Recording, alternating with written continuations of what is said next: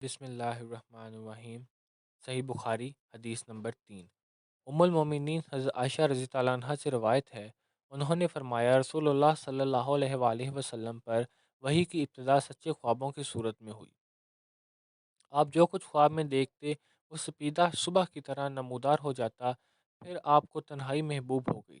چنانچہ آپ غار حرا میں خلوت اختیار فرماتے اور کئی کئی رات گھر تشریف لائے بغیر مصروف عبادت رہتے۔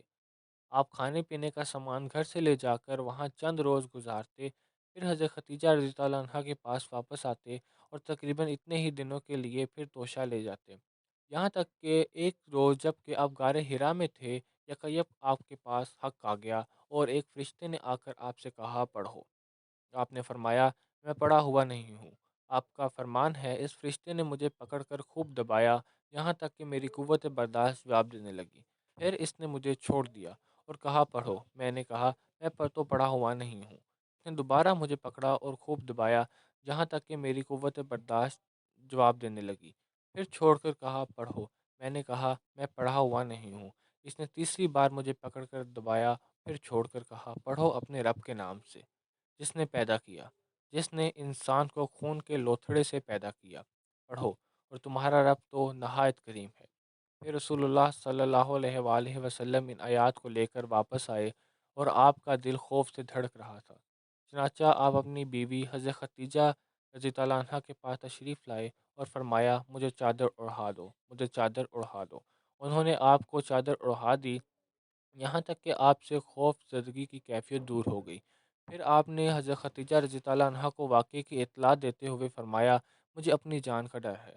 حضرت ختیجہ رضی اللہ عنہ نے کہا قطعاً نہیں، اللہ کی قسم اللہ تعالیٰ آپ کو کبھی سنجیدہ نہیں کرے گا۔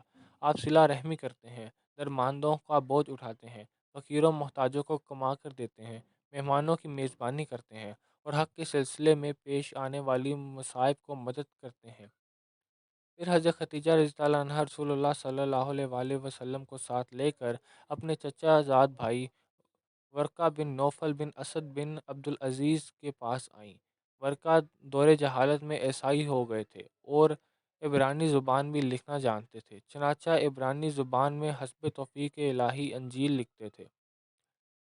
اس وقت بہت بوڑھے اور نابینا ہو چکے تھے۔ ان سے حضرت ختیجہ رضی اللہ عنہا نے کہا بھائی جان اپنے بھتیجے کی بات سنیں۔ ورقہ نے پوچھا بھتیجے کیا دیکھتے ہو؟ رسول اللہ صلی اللہ علیہ وآلہ وسلم نے جو کچھ دیکھا تھا بیان فرما دیا۔ اس پر ورقہ نے آپ سے کہا یہ تو وہی نہیں لانے والا فرشتہ ہے جسے اللہ تعالیٰ سے حضرت موسیٰ علیہ السلام پر نازل فرمایا تھا۔ کاش میں آپ کے زمانے نبوت میں توانا ہوتا، کاش میں اس وقت تک زندہ ہوں جب آپ کو آپ کی قوم نکال دے گی۔ رسول اللہ صلی اللہ علیہ وآلہ وسلم نے فرمایا اچھا تو کیا وہ لوگ مجھے نکال دیں گے؟ ورقہ نے کہا ہاں، جب بھی کوئی آدمی اس طرح کا پیغام لایا جیسا آپ لائے ہیں تو اس سے ضرور دشمنی کی گئی، اور اگر مجھے آپ کا زمانہ نصیب ہوا تو آپ کی بھرپور مدد کروں گا۔ اس کے بعد ورقہ جلد ہی فوت ہو گئے اور وہی رک گئی۔